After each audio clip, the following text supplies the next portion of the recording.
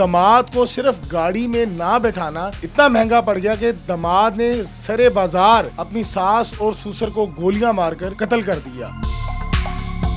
मम्मा ने मेरे कोई गलत कदम नहीं उठाने दिया। वो यही कहती रही हैं कि मेरा भतीजा है, भांजा है, उसको कुछ नहीं कहना है, वो खुद बात आ जाएगा, खुद बात आ जाएगा। लेकिन हमें नहीं पता था कि वो इस हद तक जाएगा। क्या लगता है आपको इंसाफ मिल पाएगा?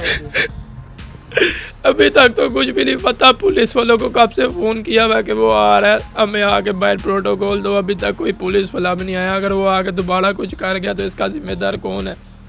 फोन कर रहे हैं आपको? क्या कह रहा है फ़ोन करके उसने ये कहा कि मैं आ रहा हूँ, मैंने आके अब मारना है, मैं बस आने लगा हूँ, अल्लाह के सपोर्ट दो, अब जो होगा देखा जाएगा। अस्सलाम वालेकुम, आप देख रहे हैं दस्तक टीवी। मैं हूं आपका मेज़बान मियां अब्दुल्ला। नाज़रीन, घर आए दामाद को प्रोटोकॉल ना देना ससुरालियों के लिए महंगा पड़ गया। मेरे साथ एक फैमिली मौजूद है जिनके घर शादी का फंक्शन था और दामाद को सिर्फ गाड़ी में ना बैठाना इतना महंगा पड़ गया कि दामाद ने सरे बाजार अपनी सास और ससुर को गोलियां मारकर कत्ल कर दिया। क्या मामला है, किस तरह ये वाक़या हुआ, इनसे बात करते हैं। अस्सलाम वालेकुम। वालेकुम सलाम। क्या नाम है आपका? हसनैन। हसनैन भाई, किस तरह ये हुआ? क्या उस दिन जब शादी थी तो आपने क्या उनकी आंखों में कोई इस तरह की अदावत देखी थी कि वो इस नहेज पे आ जाएगा? हुआ क्या था? शादी का दिन था तो शादी उधर शादी हाल में आया तो उधर आकर उसको कहा कि खाना खाओ। उसने खाना वगैरह कुछ नहीं खाया। तो जैसे ही थोड़ा सा फंक्शन ख़त्म हुआ तो अंदर आया। अंदर आके सिस्टर को उसने गालियाँ वगैरह दे के बाहर लेके आया। तो घर वालों ने कुछ भी नहीं कहा। उन्होंने कहा कि जा रहा, जाने दो इसको।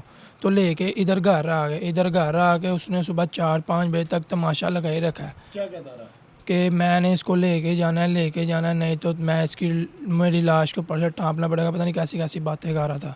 हम जी मेरी सकी खाला, बड़ी खाला का बेटा है। और मेरी मामा इसी वजह से हमें कुछ नहीं कहने देती थी कि वो हमारी खाला का बेटा, ऊपर से आपका भी नहीं लगता है, इसको कुछ भी नहीं कहना। तो इसी वजह से हमारे माँ बाप इस दुनिया से चले गए हैं। इसी तो वजह क्या उस दिन बारात का फंक्शन था, मेहंदी थी, क्या था? वलीमा था भाई का, बड़े लास्ट डे था जी। ठीक है। तो वो उस दिन चला गया। उसके 5 डेज़ बाद फिर आया तो मामा के पास बैठ के इसी तरह लगा रहा है कि मैंने लेके जाना है, लेके जाना है। मामा का एक ही जवाब था कि मैंने अपनी बेटी को नहीं भेजना।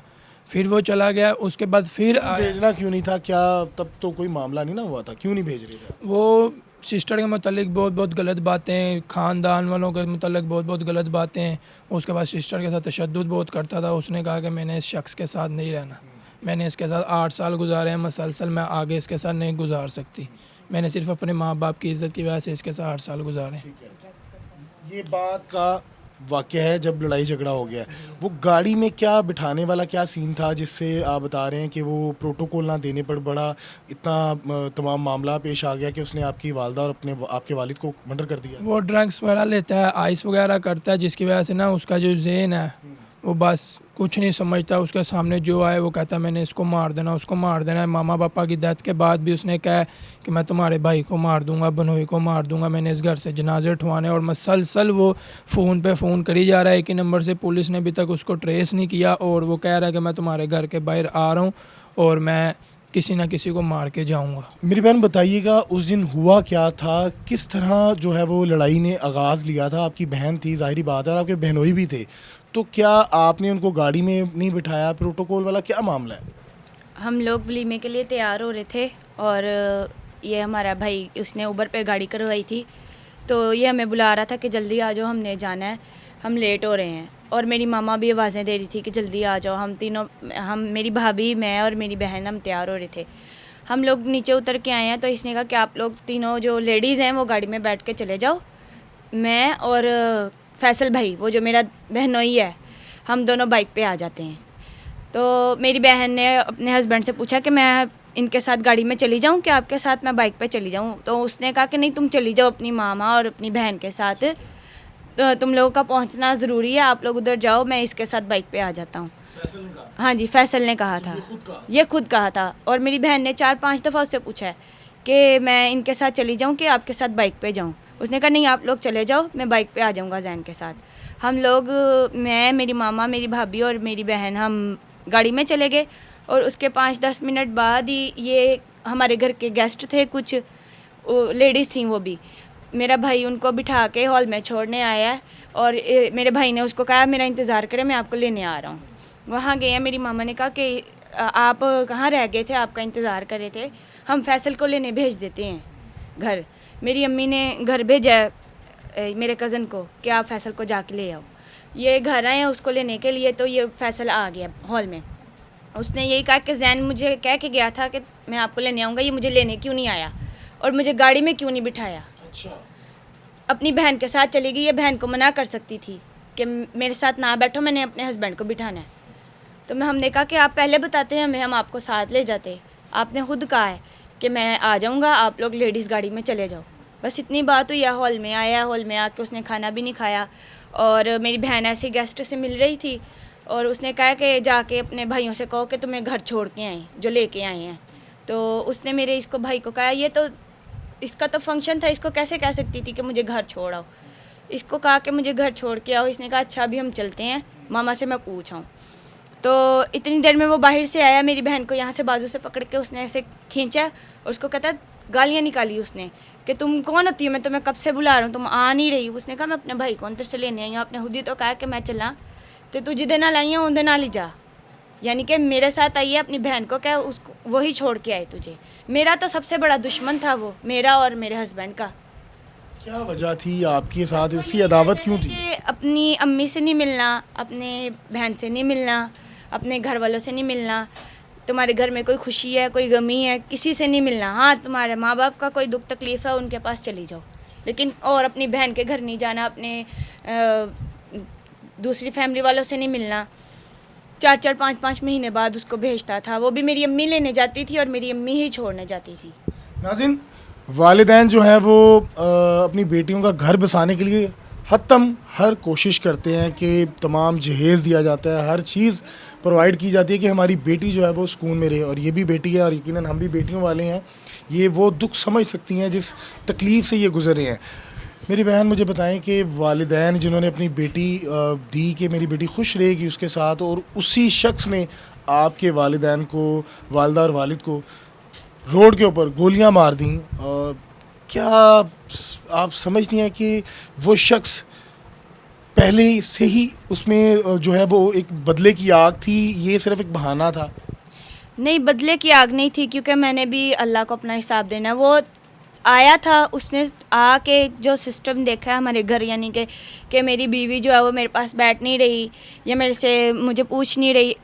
हालांकि मेरी बहन ने उसको सब कुछ किया है, अलहदा उसको रूम भी दिया है एसी वाला, सब कुछ उसको टाइम से दवाई, खाना पीना, हर चीज़ की है। लेकिन वो कह रहा था कि मेरे पास ये बैठ नहीं रही, मुझे ये बात नहीं करी मेरे साथ।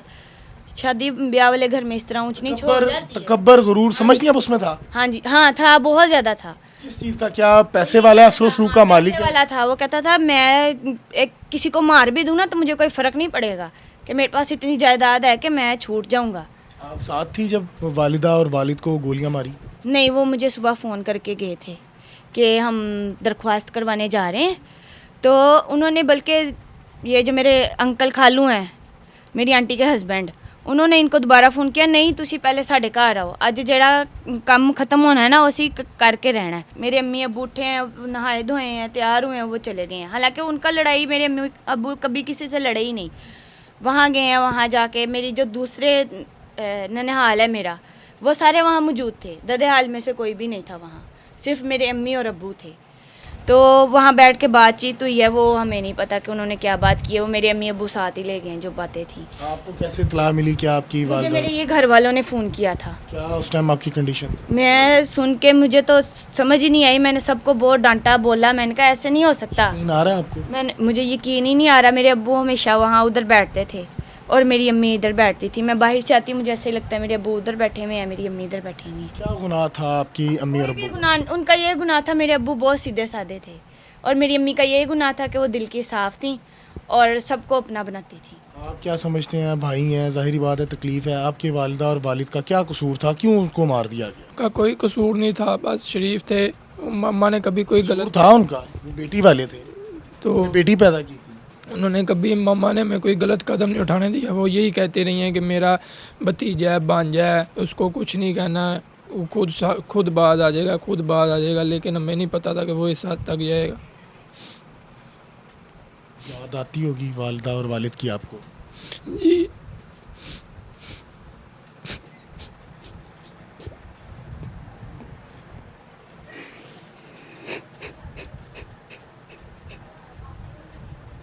क्या लगता है आपको इंसाफ मिल पाएगा आपको? अभी तक तो कुछ भी नहीं पता। पुलिस वालों को कब से फ़ोन किया हुआ कि वो आ रहा है, हमें आके बाहर प्रोटोकॉल दो, अभी तक कोई पुलिस वाला भी नहीं आया। अगर वो आके दोबारा कुछ कर गया तो इसका जिम्मेदार कौन है? फ़ोन कर रहे हैं आपको? क्या कह रहा है फ़ोन करके? फ़ोन करके उसने ये कहा कि मैं आ रहा हूँ, मैंने आके अब मारना है, मैं बस आने लगा हूँ, अल्लाह के सुपुर्द दो, अब जो होगा देखा जाएगा। अच्छा, जी। तो क्या पुलिस कार्रवाई नहीं कर रही, उसको गिरफ्तार नहीं कर रही? अभी तक तो गिरफ्तार नहीं किया। अभी उनको फ़ोन करके, मैं तो सोया हुआ था ऊपर, मैं एकदम नींद में उठने में नीचे भागता हुआ आया हूँ, मेरी बहनें नीचे थी, तो मैंने आते साथ ही पुलिस वालों को फ़ोन किया कि वो आ रहा है तो भेजो। वो कहते हैं उसको फ़ोन करो, उसको फ़ोन करो। जब उनको फ़ोन करो तो वो कहते हैं हम भेज रहे हैं, वो नहीं आ सकता, उसकी लोकेशन इधर की नहीं है। अजीब बातें कर रहे हैं। नाज़रीन, ये आंसू जो हैं ये भाई के आंसू हैं, और ये वो भाई था जो अपनी बहन के सर पे हाथ रखता था, और इनका जो दामाद था तकब्बर, गरूर, अकड़, अना, और वो डेफिनेटली पैसे से आती है, पैसे के बगैर नहीं आती। ससुराल वाले हैं, मिडिल क्लास लोग हैं, और यकीनन जितना दे सकते हैं अपनी बेटी को, अपने दामाद को प्रोटोकॉल देते हैं, लेकिन वो उसकी एक्सपेक्टेशन थी, बहुत ज़्यादा थी कि मैं जाऊं, मुझे फ़ौरन जो है वो मेरे लिए तख्त तैयार हो जाए। और वही जो गरूर था और वही जो उसका अना थी, वो इनके वालिदैन को महंगी पड़ गई, जिसका अंजाम उनको गोलियां खानी पड़ी सरे रोड के ऊपर। और वालिदैन जो है उनका कसूर ये था कि वो बेटी वाले हैं। अपनी राय से ज़रूर कहा कीजिएगा। मुझे दीजिएगा इजाज़त। अल्लाह हाफिज़।